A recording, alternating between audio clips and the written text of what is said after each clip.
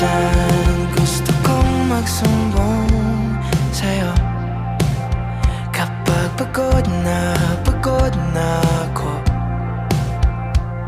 Tama ba bang init na yakap mo ang hinahanap ko?